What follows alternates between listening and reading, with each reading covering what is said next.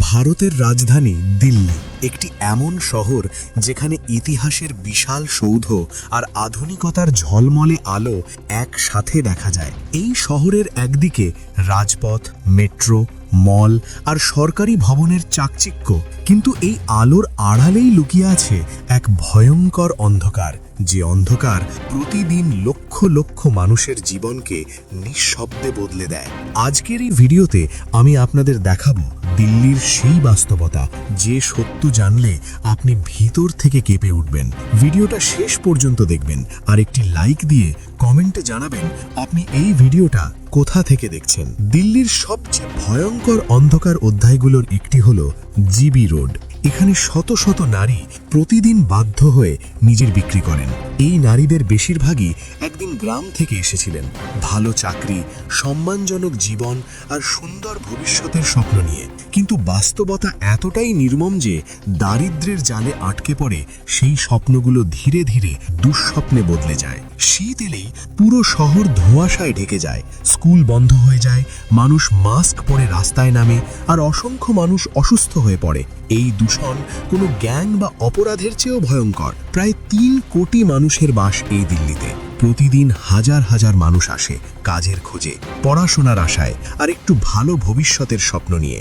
একদিকে আছে world class metro, চওড়া রাস্তা, বড় বড় মল, বিদেশি ব্র্যান্ড, আর অন্যদিকে অসহনীয় ভিড়, ধাক্কাধাক্কি, বেকারত্ব, দারিদ্র্য আর লড়াই।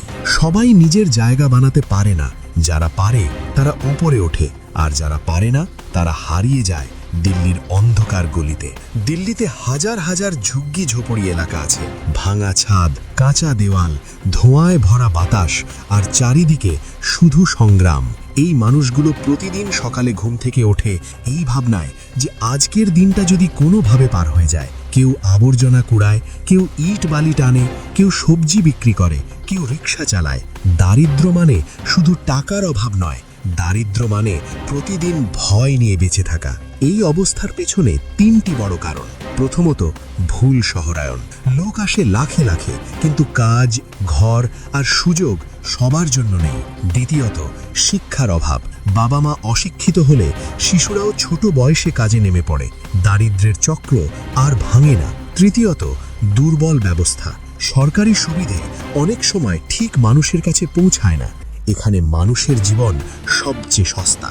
দিল্লির স্ট্রিট ফুড সবার প্রিয়, ফুচকা, মোমো, চাট, সমোসা, ছোলে ভাটুরে। কিন্তু এই স্বাদের আড়ালে আছে বিপদ।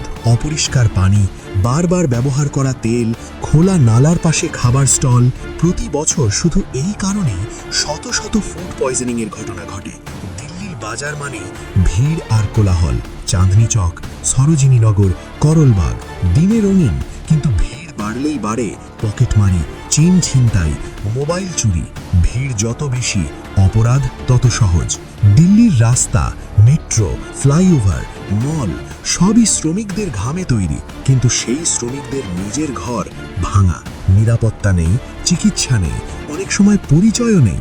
ওরা শহরটাকে আলোয় সাজায় আর নিজেরা থাকে অন্ধকারে। দিল্লির রাস্তা সব সময় জ্যাম, হর্ন, ধোঁয়া, চিৎকার। দুর্ঘটনা যেন নিত্যদিনের ঘটনা।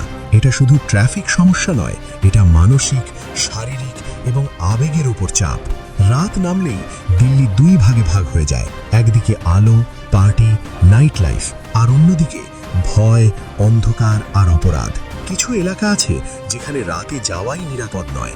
দিল্লি এক মহান শহর, ইতিহাস, শক্তি আর সুযোগের শহর। কিন্তু এই শহরের আরেকটি মুখও আছে, যেটা বোঝা খুব জরুরি। এখানে স্বপ্ন তৈরি হয়, আবার স্বপ্ন ভেঙেও যায়। এখানে সুযোগ আছে, কিন্তু সংগ্রাম কখনো শেষ হয় না। দিল্লি সবাইকে কিছু না কিছু দেয়, কখনো আশা, কখনো কষ্ট, কখনো আনন্দ, কখনো ভয়। আর এটাই দিল্লির আসল সত্য। ভিডিও ভালো লাগলে লাইক করুন, চ্যানেলে নতুন হলে সাবস্ক্রাইব করুন, আর কমেন্টে জানান পরের ভিডিও কোন শহর নিয়ে চান।